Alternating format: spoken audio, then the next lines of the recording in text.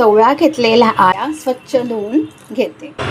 मी वांगी घेतलेली आहेत, पाव किलो वांगी घेतलेली, मार्केटमधून घेतलेली, पर्पल कलरचे आहेत. आणि मी एक बटाटा घेतलेला आहे. आता वांगी मी कट करून घेणार आहे. वांगचं देठ कट करत आहे आणि वरचं आवरणसुद्धा काढत आहे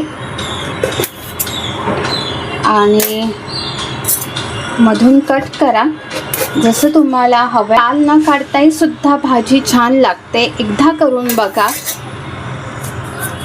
तर असे त्याचे 2 भाग करायचे. पहिला आता कांदा मी बारीक चिरून घेते. आता आपण टोमॅटो सुद्धा चिरून घेऊया. मी 5-6 लसूण घेतलेल्या आणि अर्धा इंच आलं हे खलबत्त्यामध्ये ठेचून घेणार आहे. तेल घालत आहे, कढीपत्ता घालत आहे, कांदा घालत आहे. आपला हलकासा ब्राउनिश केलेला आहे. आता आपण टोमॅटो घालूया. टोमॅटो सुद्धा आपण भाजून घेऊया. चमचा असेल तो मी घालत आहे. आलं लसूणचा ठेचा परतून घेतलेला आहे. आता मी मालवणी मसाला घालत आहे.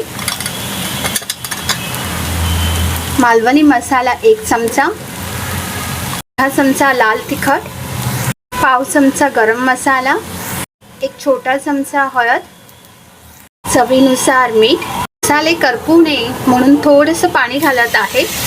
वांग बटाटा घालते, त्याचबरोबर चवळाही घालते मी. आता भाजी आपण परतून घेऊया. पाणी घालते गरजेनुसार. पण ठेवून चांगली उकळून घेते ही भाजी, म्हणजे भाजी शिजवून घेते. आपण बघूया. बघू शकता छानपैकी उकळ आलेले आहे.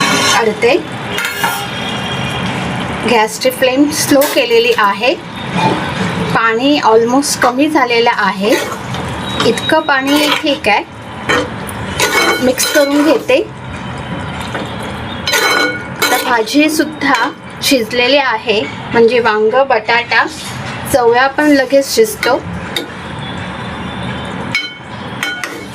आणि मेन म्हणजे वांगी म्हणजे एकदम स्मॅश झालेली नाही आहे, एकदम लगेचच शिजते. हे बघा, बटाटा आणि चवळा घालून केलेली चमचमीत अशी भाजी आता मी ताटामध्ये ठेवत आहे.